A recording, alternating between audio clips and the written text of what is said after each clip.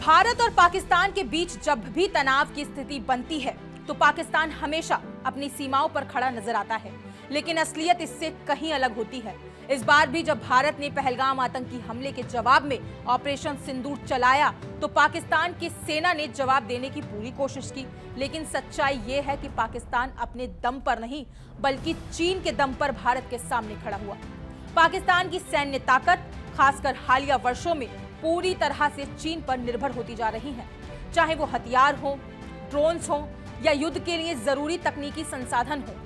एक वक्त था जब पाकिस्तान हथियारों के लिए अमेरिका पर निर्भर रहता था, लेकिन अब स्थितियां बदल चुकी हैं। अमेरिका ने जब पाकिस्तान के आतंकियों को पनाह देने की नीति पर आपत्ति जताई और फंडिंग पर रोक लगाई, तब पाकिस्तान ने रुख किया चीन की ओर।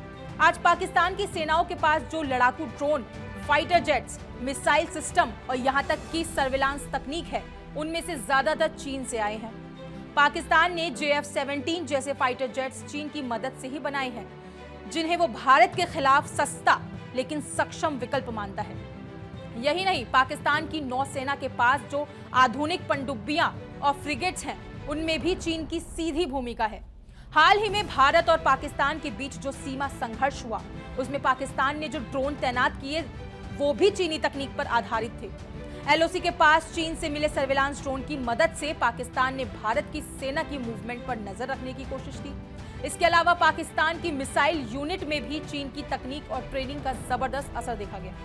यही वजह है कि इस बार जब भारत ने ऑपरेशन सिंदूर में आतंकी ठिकानों को तबाह किया तो पाकिस्तान ने न केवल जवाबी फायरिंग की बल्कि उसके पीछे चीन से मिला तकनीकी सपोर्ट भी काम कर रहा था।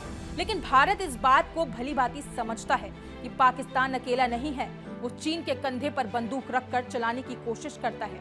यही कारण है कि भारतीय सेना ने न सिर्फ पाकिस्तान की हरकतों पर नजर रखी बल्कि हिंद महासागर में चीनी गतिविधियों पर भी पैनी निगरानी बनाए रखी थी।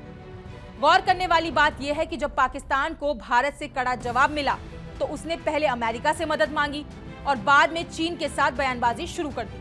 चीन ने दावा किया कि उसने भारत और पाकिस्तान के बीच तनाव कम करने में भूमिका निभाई, जबकि हकीकत ये थी कि पाकिस्तान ने शुरुआत में चीन को नजरअंदाज किया, जिससे बीजिंग नाखुश हो गया था। आज पाकिस्तान की स्थिति यह है कि वो ना तो अमेरिका पर भरोसा कर सकता है और ना ही चीन उसे पूरी तरह से मदद के लिए आगे आ सकता है। लेकिन चीन अपनी रणनीति के तहत पाकिस्तान को भारत के खिलाफ एक मोहरे की तरह इस्तेमाल करता है।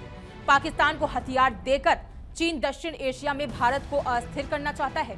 यही उसका असली एजेंडा है, प्रॉक्सी वॉर, यानी दूसरे के कंधे पर रखकर युद्ध लड़ना। भारत को इस बात की पूरी समझ है, इसलिए अब भारतीय सेना और सरकार दोनों मोर्चों पर काम कर रही है। एक तरफ पाकिस्तान की आतंकी गतिविधियों को जवाब देना और दूसरी तरफ चीन के साथ रणनीतिक मुकाबले के लिए खुद को तैयार रखना। हाल ही में भारतीय नौसेना की बंगाल की खाड़ी और हिंद महासागर में बढ़ी सक्रियता इस बात का संकेत देती है। तो साफ है कि पाकिस्तान का भारत से टकराव अब सिर्फ उसका अपना नहीं है, इसमें ड्रैगन यानी चीन की परछाई साफ दिखती है।